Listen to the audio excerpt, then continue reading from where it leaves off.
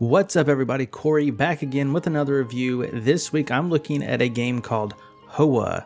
Now if you've been following, this game had a rocky launch on Xbox, but it is out, it is playable, and you can download it today and see what it's all about for yourself. Now right off the bat, you can see that this game has aesthetic style just oozing out of every crevice. If you are a Studio Ghibli fan, and to be honest, don't really have a lot of experience with those movies, but I kind of know the art style. If you know anything about it, you can see the influences it has on this game. And really, the art, the aesthetics, the music, and the story that they tell without any voiceover is really, really nice, really fun. You feel connected to the story, and it's a short experience.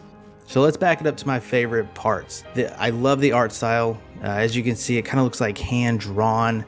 With the hand-drawn, I'll call it active gameplay with that nice, almost painted-like background. And this is throughout the entire game. Next, we go on to the music, and it sounds like an orchestra is just playing in your ears for several hours, and it never gets old. It fits the game, it fits the flow of the game, most importantly, in my opinion. And when it comes to this kind of game and the brevity of it, I think it just works. Which brings me to my next point, the length. This is a short game. You're going to be playing it in probably 3 hours, 3 to 4 hours. That will get you from start to finish. You'll experience everything that the game has to offer, which takes me to gameplay. What do you do in this game? Well, you're moving left or right in order to access different areas. Those areas have these butterflies that are floating around. You're going to collect those in each area and exchange those for a power or an ability. You're exchanging them for an ability. This ability allows you to get over an obstacle and goes to the next section. And as you go to each section, you'll meet very important characters in the life of the little creature that you are. And you will start to piece together a story of how they met you. Now, no spoilers, this game is heavy on the story and it's worth experiencing.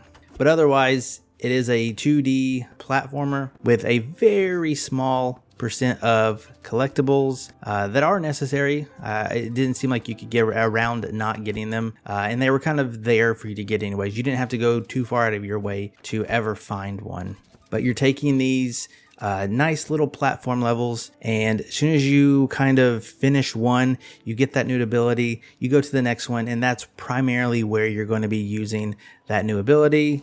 Repeat that for several different times, and you have yourself a game here in Hoa.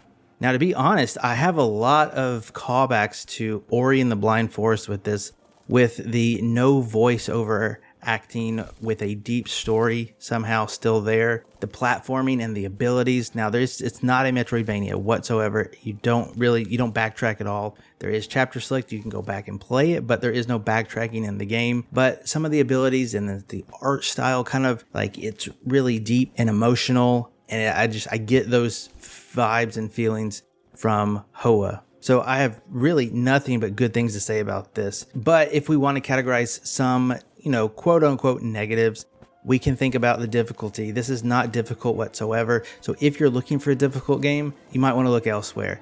If you want a very chill experience, or you want to introduce somebody to platforming, this is none other than one of the games that you will want to introduce them to this kind of gameplay to. Another, again, quote negative, maybe the length of the game. Like I said, 3 to 4 hours. It's very short. I did it pretty much in one sitting. I would not have minded at all if the number of levels or stages that you go to were 50 or 100% more than what they gave me. The game definitely did not overstay its welcome.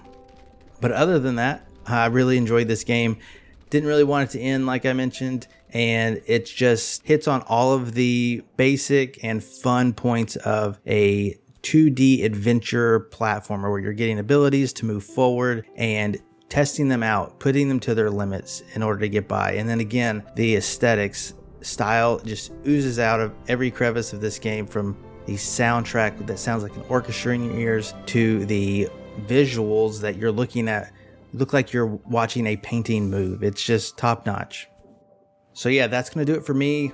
Obviously, it's a recommend for me, but Please go to xboxtavern.com to check the final scores I give the game. I'm going to be scoring it on just the gameplay itself, the sound, the longevity, and the graphics. So please come on by, see what those scores are, and check out some of our other reviews that go up pretty much daily. That'll do it for me for this week. I'll see you in my next review.